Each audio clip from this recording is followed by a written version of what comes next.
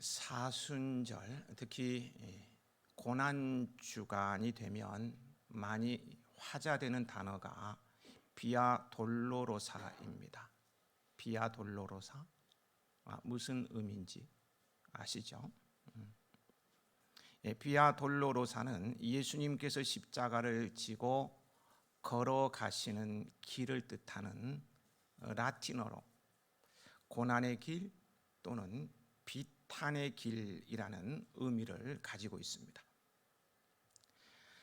현재 예루살렘 구도시 안에 있는 500 내지 600m의 길입니다.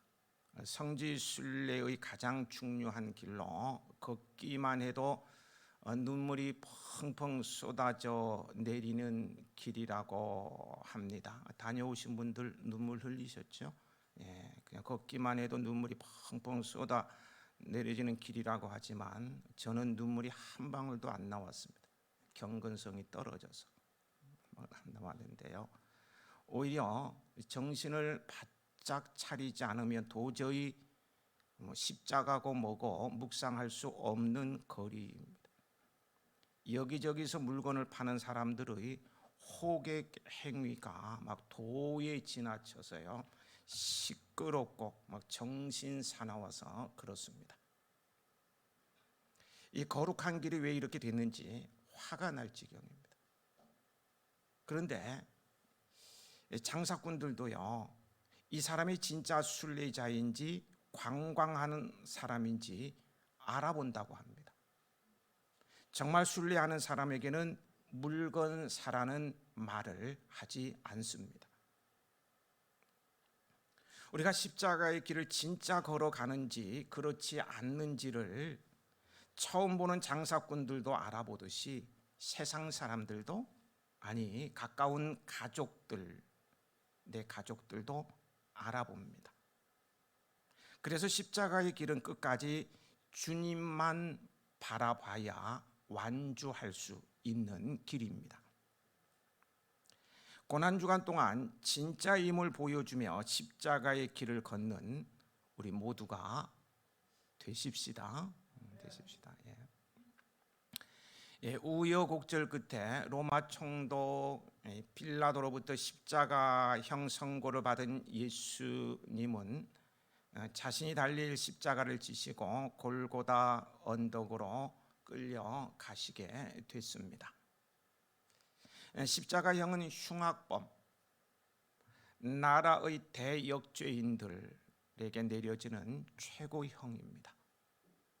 이렇게 해서 로마 군인들이 예수님을 해골이란 처형 장소로 끌고 가다가 본문 거기 26절을 보면은 시몬이라는 구레네 사람이 시골에서 오는 것을 붙들고 그에게 십자가를 대신 지우고 예수님을 뒤따르게 합니다. 구레네는 아프리카의 북쪽 해안에 위치하였던 성읍을 가리킵니다.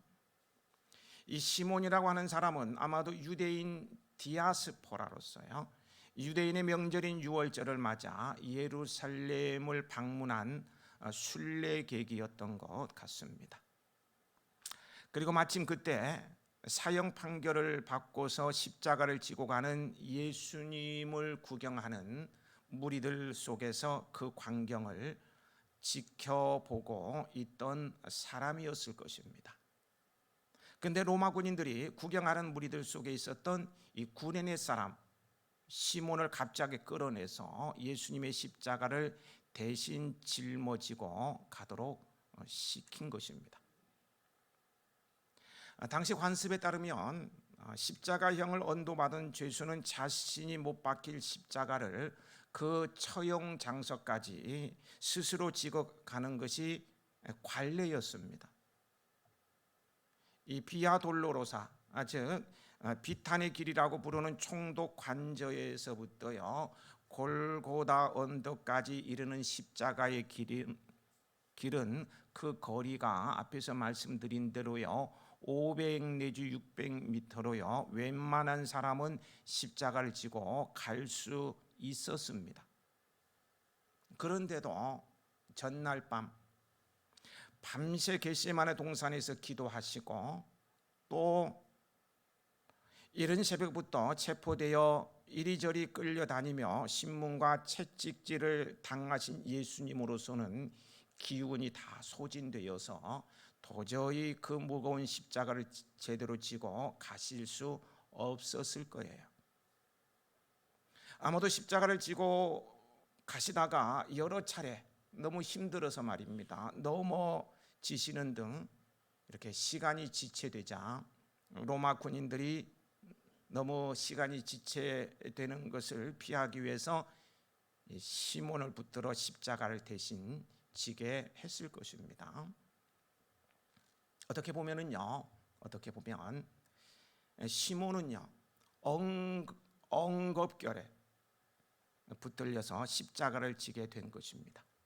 본인은 전혀 원하지 않았는데 엉겁결에 붙들려서 십자가를 졌어요. 이런 경우를 가리켜서 속된 말로 뭐라고 하는지 아십니까? 재수 없어. 재수 없는, 재수 없이 걸려든 것입니다. 그 많은 무리들 가운데 어떻게 내가 걸려들었을까? 재수 없이 걸려든 것.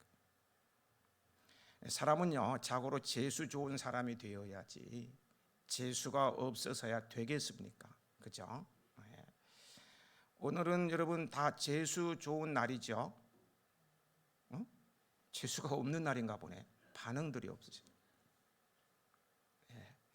여담입니다만요, 어느 날 양복을 새로 싹 다려입고 출근하는데 비둘기가 하늘을 나르면서요 좀 문자를 쓰면 대변을 쌓아가지고 그 똥이 문자 쓰다가 또 똥이 제 옷에 붙은 거예요. 옷이 탁 떨어지. 나오자마자 문간에서 똥이 다. 그 순간에 말입니다, 제 인격 수준의 말이 탁 튀어나오는 거예요. 제 인격에 맞는 말이 뭔 것 같아요? 재수 없어. 아침부터 재수 없어. 제 인격이 그 정도밖에 안 됩니다. 여러분은 오늘 재수 좋은 날인 줄 믿습니다. 여러분 재수 없이 걸려들어 예수님의 십자가를 대신 진 것이요 이 시몬에게 있어서는 정말 재수 없는 일이었을까요?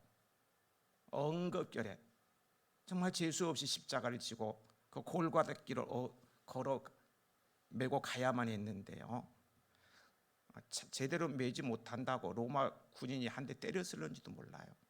정말 억울하죠. 정말 재수 없는 일이었을까요? 성경을 보세요.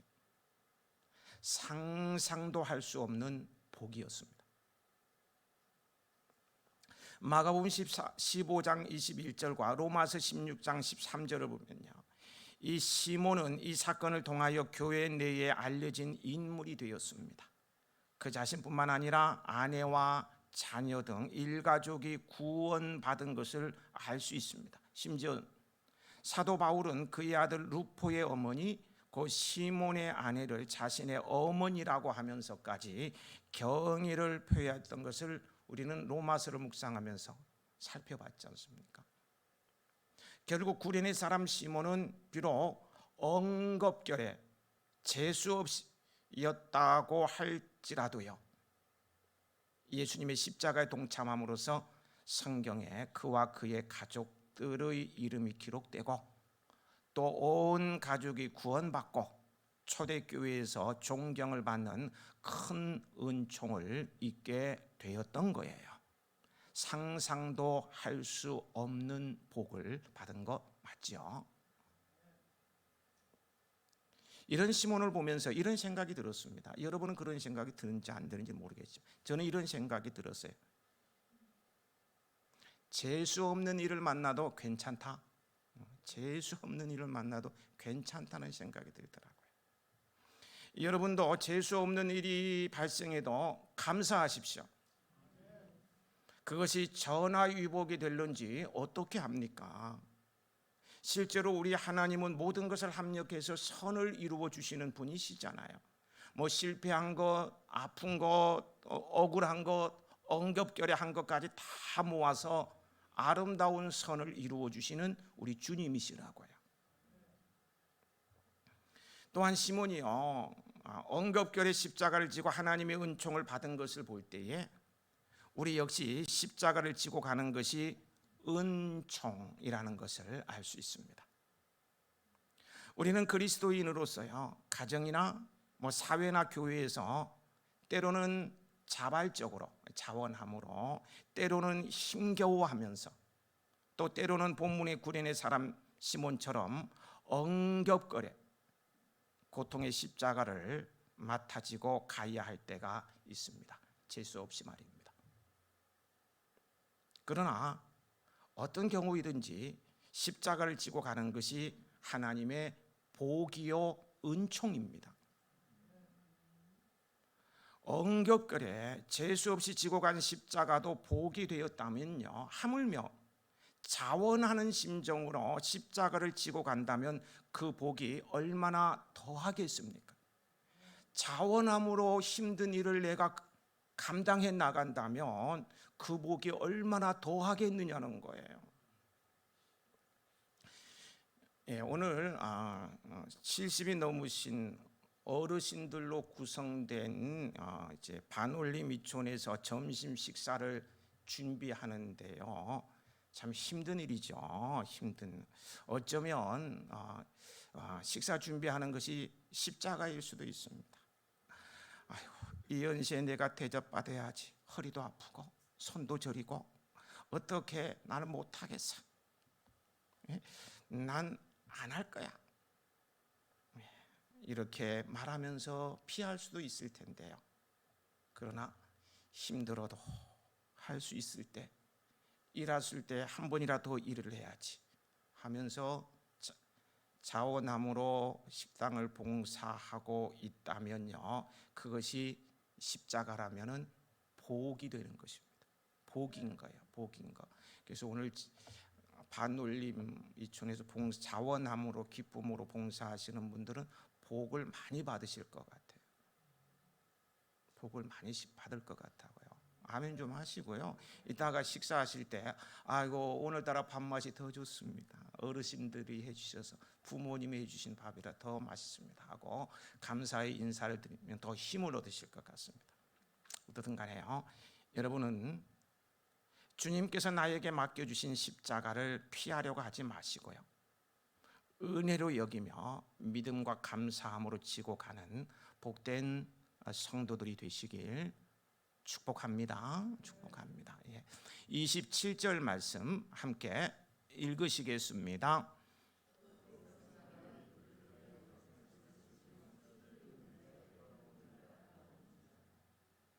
예수님께서 십자가를 지고 가시는 길에는 큰 무리가 예수님의 뒤를 따르고 있었습니다.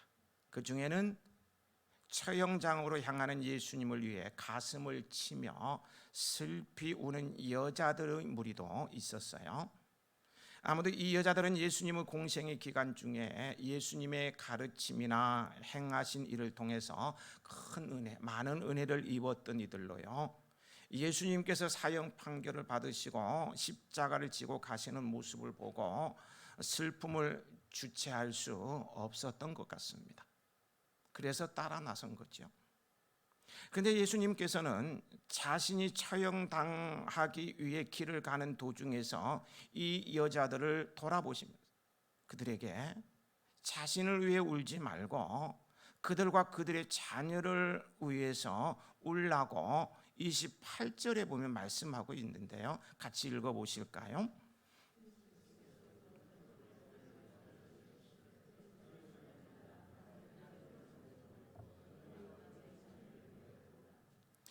마지막 가시는 길입니다. 어디로요? 죽음의 장소로 말입니다. 죽기 위해서 마지막 가시는 길이에요. 나를 위해 울어줄 사람이 있는 것도요, 마지막 가는 길에는 복일 거예요. 어떤 장례를 보면 조문객도 없고 가족도 없는 그런 장례, 너무 쓸쓸해요. 너무 쓸쓸해. 예전에는 문상 오는 사람 없고 가족 없으면 돈을 주고 샀잖아요. 그래서 울어달라고. 그처럼 조문객이 없고 울어줄 사람이 없는 것은 저주처럼 느껴지기도 하는데요. 지금 예수님은 많은 무리들이 따라오고 지금 울어주는 복 아닙니까? 그럼 그냥 놔두시고 그냥 모른 척하고 가시면 되는데 주님께서는 그냥 놔두시지 않고요. 왜 이런 말씀을 하시는 것일까요? 나를 위해 울지 말라고 왜 이런 말씀을 하시느냐는 거예요. 여기에는요, 예수님의 십자가 고난은 단순한 동정의 대상이 아니라는 것을 그들이 알아야 했기 때문에 주님께서 의도적으로 말씀하신 거예요. 오늘날도요, 많은 성도들이 예수님의 고난을 생각하면서 동정의 눈물만을 흘리는 경우가 있습니다. 특히 고난 주간이 되면 예수님께서 당하신 고난을 생각하며 예수님을 위해, 예수님을 위하여 눈물을 흘립니다. 눈물이 안 나는 걸 애통해하면서 억지로 울기도 합니다. 연극도 잘하고요. 예루살렘 여자들이 보였던 슬픔의 눈물처럼 말입니다. 그러나 정작 예수님이 누구이시며 왜 고난을 당하셔야 했는가를 생각하면 단순한 동정의 눈물은 도저히 어울리지 않는 거예요. 예수님의 고난은 메시아로서의 고난이며 또한 우리 같은 죄인들을 구하시기 위해 당하셨던 고난입니다. 그러므로 우리가 진정 주님의 고난을 생각하며 운다면 그것은 예수님의 고난이 안타까워서 30대 젊은 나이에 억울하게 죽는 것이 안타까워서 우는 동정의 눈물이 아니라 예수님을 죽일 만큼 심각한 나의 죄를 생각하며 우는 것이어야 합니다. 안 그런가요? 안 그러냐고요? 동정의 눈물을 흘려야 됩니까? 아니잖아요. 그렇습니다. 우리가 슬피 우려야 하는 진정한 이유는 예수님이 불쌍해서가 아니라 그분을 죽게 할 수밖에 없었던 나의 죄악 때문이라는 사실에 가슴을 치며 울어야 하는 거예요. 나의 죄를 애통해하며 울 때에요, 우리는 또한 나 같은 죄인들을 구하시기 위해 고난을 당하셨던 예수님의 은혜에 감사하는 감격의 울음을 또한 울게 될 것입니다. 감사하는 감격의 울음이라고 했습니다. 다시 말해서 우리의 눈물은 나의 죄 때문에 흘리는 눈물이요, 예수님의 은혜에 감사하여 흘리는 감격이 뒤섞인 눈물이 되어야 합니다. 아멘. 예. 그리고 예수님께서 여자들을 돌아보시며 예루살렘의 딸들아 나를 위하여 울지 말고 너희와 너희 자녀를 위해 울라고 하시는 말씀은요, 예수님께서 현재 자신의 고통보다도 장차 예루살렘에 닥칠 환난으로 그들이 당할 고통을 더욱 염려하시며 하시는 위로의 말씀이에요. 사람들은요, 일반적으로 자신이 슬프면 다른 사람을 위로한다는 것은 생각하지 못합니다. 또 자신이 고난 중에 있으면 역시 고난에 처한 다른 사람들을 돌아보고 돕는다는 생각을 하기가 어려워요. 대개 사람들은 자신의 슬픔과 어려움에 처했을 때요, 거기에만 집착하게 됨으로써 내가 당하는 고난, 그 어려움, 그 슬픔, 거기에 집착하게 됨으로써 다른 사람들을 돌아볼 마음의 여유가 생기지 않는다는 거예요. 그렇다고 해서요, 뭐 성격이 괴팍하고 이기적이어서 그런 것은 절대 아닙니다. 내가 당하는 고통이, 슬픔이 너무 크다 보니까 지금 내 코가 석잔데 다른 사람을 돌아볼 여유, 그런 게 없는 거예요. 그러나 우리 예수님은요, 경황이 없으시고요, 그 자신이 견디기 힘든 고통 중에 있으면서도요, 이제 잠시 후면 십자가를 지고 어떻게 죽어야 될지 주님 다 아시잖아요. 그 중에, 그런 고통 중에 있으면서도요, 도리어 자신을 따르는 여자들, 즉 성도들을 돌아보고 위로해 주시는 겁니다. 십자가의 길을 가는 고통 속에서도 슬퍼하는 여자들을 돌아보신 예수님께서는요, 십자가의 길 가는 고통 속에서도 슬퍼하는 여자들을 돌아보신 예수님께서는요, 잘 들어보세요. 오늘도 여전히 우리의 삶의 형편들을 돌아보고 계십니다. 돌아보고 계세요. 그리고 진정한 격려와 위로를 주고 싶어 하셔요. 예수님의 이 놀라운 사랑이 우리의 마음의 울림으로 다가올 때 우리는 비로소 슬픔을 떨쳐낼 수 있고 고난 속에서도 일어설 수 있는 거예요. 여러분, 마지막 순간에도 이렇게 다른 사람들을 돌아보신 예수님, 마지막 그 고통의 십자가를 짓고 골고다를 걸어가면서도요, 그 경황이 없는 상황에서도요, 그 아픔이 이루 말할 수 없는 상황에서도요, 다른 사람을 돌아보는 예수님을 한번 묵상해 보십시오. 묵상해 보시라고요. 그러면 나를 돌아보시는 눈길로 바뀌는 예수님을 보게 될 거예요. 그러면 고난과 슬픔 속에서도 그분이 주는 위로와 사랑으로 용기를 얻고 다시 일어서며 풍성을 누리게 될 것입니다. 그리고요, 오늘 찬양 예배 시간에 베풀어지는 성찬식에 참여하여서요, 나 위하여 예수님께서 흘리신 피와 찢기신 살을 나누며 더 깊이 그 의미를 묵상해 보십시오. 치유와 회복의 또 다른 은혜가 부어질 것입니다. 29절부터 31절까지의 말씀을 함께 읽으시겠습니다. 보라, 날이 이르면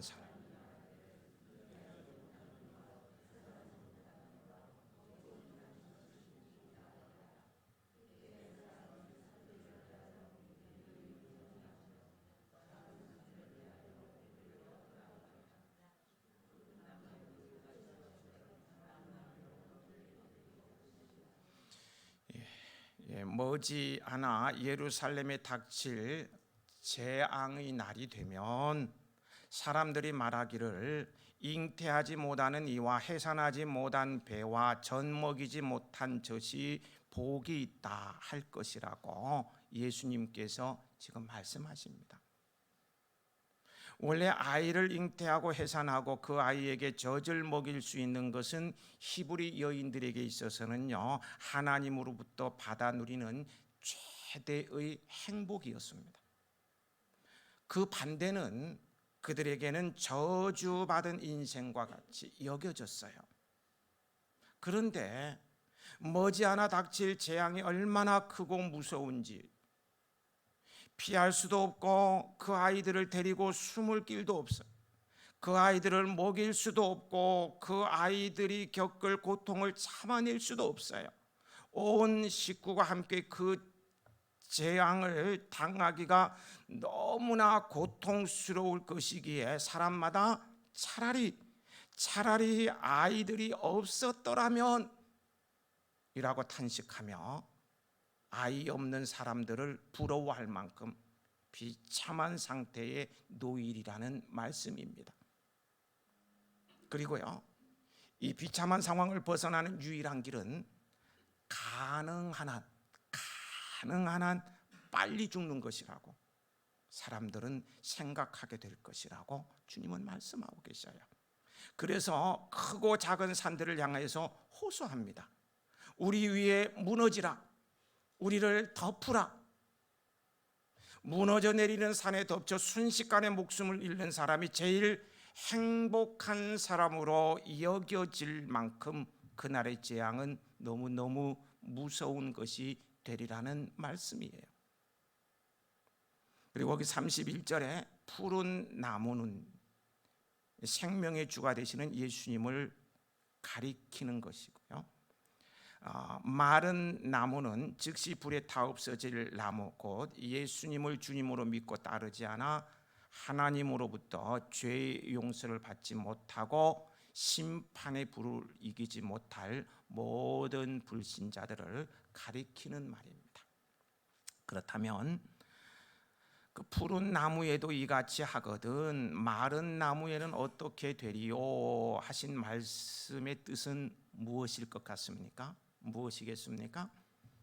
예수님은 죄 없는 하나님의 아들이신데도요, 세상의 죄를 심판하시는 하나님의 분노를 대신 담당하셔서 이런 십자가, 이 말할 수 없는 큰 고통이죠. 이런 십자가의 고난을 당하고 있다면 하물며 예수님을 믿지 않고 결과적으로 예수님을 십자가에 못 박는 편에서는 모든 자들이 당할 고통은 극심하기 이를 데 없지 않겠느냐는 거예요.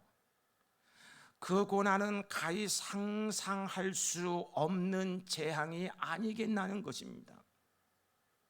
그래서요, 나를 위하여 울지 말고 너희와 너희 자녀를 위하여 울라는 주님의 마지막 그 애절한 말씀이에요. 울림으로 다가오는 거예요. 그렇다면요, 예수님께서 너희와 너희 자녀를 위하여 울라 하신 뜻이 무엇이겠습니까? 그 여인들과 그들의 자녀들이 당할 재앙, 무섭잖아요. 어마어마한 재앙. 이 재앙을 생각하며 슬퍼하고 탄식하라는 뜻이겠습니까? 이제 너와 너의 자녀들은 어떻게 낳은 자식인데 그 자식들과 함께 죽어갈 그 날을, 그 재앙의 날을 미리 생각하면서 슬퍼하고 탄식하라는 그런 말이겠느냐는 거예요. 그런 것이라면요, 굳이 미리 말씀하실 필요가 어디 있겠습니까? 어차피 하게 될 것인데 그냥 그날이 와서 그냥 막 울면 되는 것인데 미리 울라고 말씀하실 필요가 없으셔요. 주님께서 그렇게 하실 분이 아니에요. 여기서 예수님께서 말씀하시고자 하시는 것은요, 그 무서운 재앙을 당할 것을 걱정하시면서 그 재앙을 대비하도록 하라는 뜻입니다.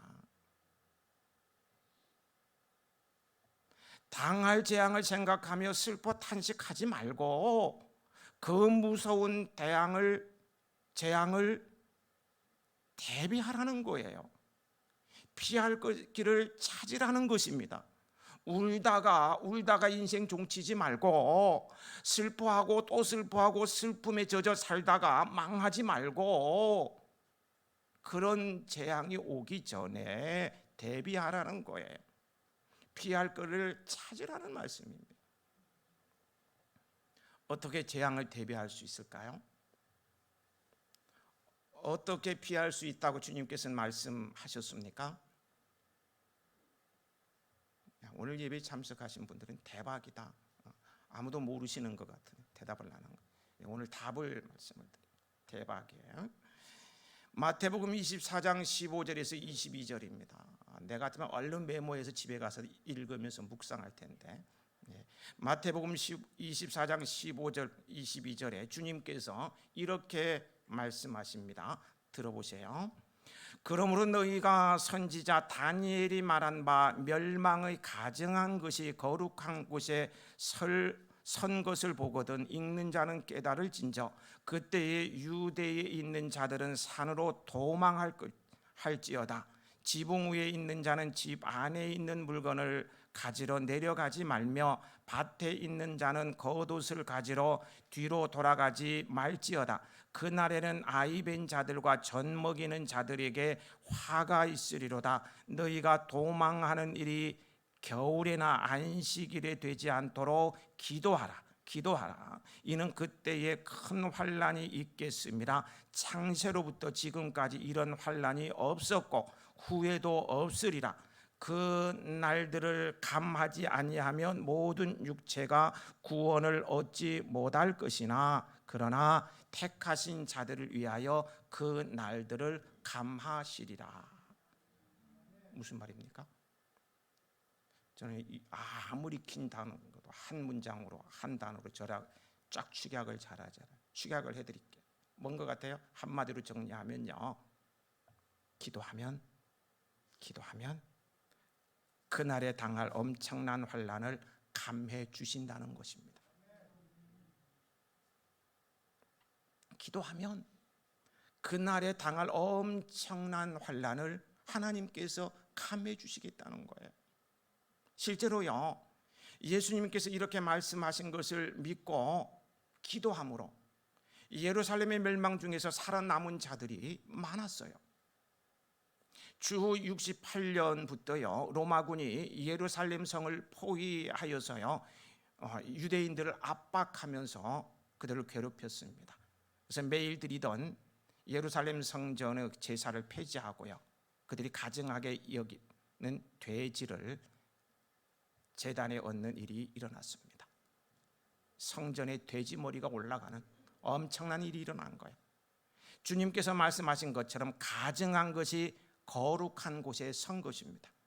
그러자 경건한 유대인 그리스도인들이요 예루살렘의 멸망의 때가 왔다고 생각하고 주님께서 하신 말씀을 떠올리며 기도했습니다.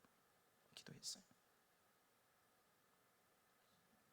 그런데요, 기도했더니 로마의 네로 황제 아시죠? 그 유명 악독한 네로 황제가 갑자기 자살하였어요. 베스파니안 장군이 황제의 뒤를 잇게 되어서요 잠시 물러감으로 예루살렘을 정복하는 그 침략은 소강 상태로 접어들게 됩니다. 그래서 죽음에서 피할 수 있었습니다. 그리고요 예수님께서 그런 일이 있으면 유대에 있는 자들은 산으로 도망하라고 했어요. 이 말씀한 것을 믿고요 약 2만여 명이요 예루살렘을 피해서 깊은 산속 동굴로 피해서 살아남았습니다. 반면에 함께 떠나자고 권했지만 하나님께서 적을 물리쳐 주셨는데 네로도 죽었고 베스파니안 장군도 물러나고 이제는 평화가 왔는데 왜 예루살렘을 떠나? 우리는 안 떠날 거야. 지켜야지. 이 거절한 자들은요 모두 70년도에 디토에 의해서요 예루살렘이 멸망할 때 함께 죽임을 당해야 했습니다. 여러분, 기도가 생명입니다. 기도가 생명이에요. 마지막 때가 가까울수록 깨어 기도하게 힘써야 성령의 인도를 받을 수 있는 거예요. 재앙을 피할 수 있는 거예요. 깨어 있는 성도들이 되시길 축복합니다. 축복합니다. 재앙을 피하는 두 번째 길입니다. 예루살렘 성전이 파괴되는 일은 돌이킬 수 없는 일이었고요. 주 70년에 아까 말씀드린 대로 실제로 그렇게 되었습니다만요. 그것은요 예루살렘의 멸망 그리고 많은 사람 죽은 것은요 더 무서운 재앙의 그림자이고요, 우리에게 있어서 진짜 더 무서운 재앙이 있습니다. 그것은 하나님의 마지막 심판입니다. 우주적인 심판이에요. 궁극적인 심판이 남아있다는 거예요. 이 하나님의 심판을 피할 길이 무엇이겠습니까? 여러분 어떻게 피하려고 하십니까? 찾아오면요 우물쭈물하다가 울다가 끝날 것입니까? 아주 간단합니다. 이 하나님의 심판을 피할 수 있는 길은 예수 그리스도를 믿는 것입니다. 예수 그리스도를 믿는 거예요. 예수님을 믿는 것이라니까요. 예수님을 믿는 거예요. 예수님을 하나님의 아들이시 모든 이에게 죄의 용서와 구원과 영원히 복된 삶을 주시는 유일하신 주님으로 믿고 받아들이는 것입니다. 그분을 따르는 거예요. 이 믿음은 이 세상의 모든 재앙과 공포와 고난을 이길 수 있는 유일한 길입니다. 이 믿음을 갖고 하나님의 마지막 심판이라는 무서운 재앙을 피하라고 예수님께서는 애끓는 심정으로 마지막까지 말씀하신 거예요. 나를 위하여 울지 말고 너희와 너희 자녀를 위하여 울라. 울라는 재앙을 대비하고 기도하라는 말씀으로 이해하면 되겠죠.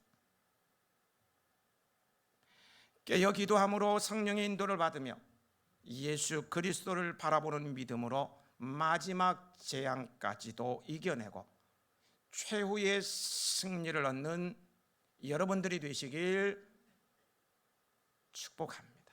축복합니다.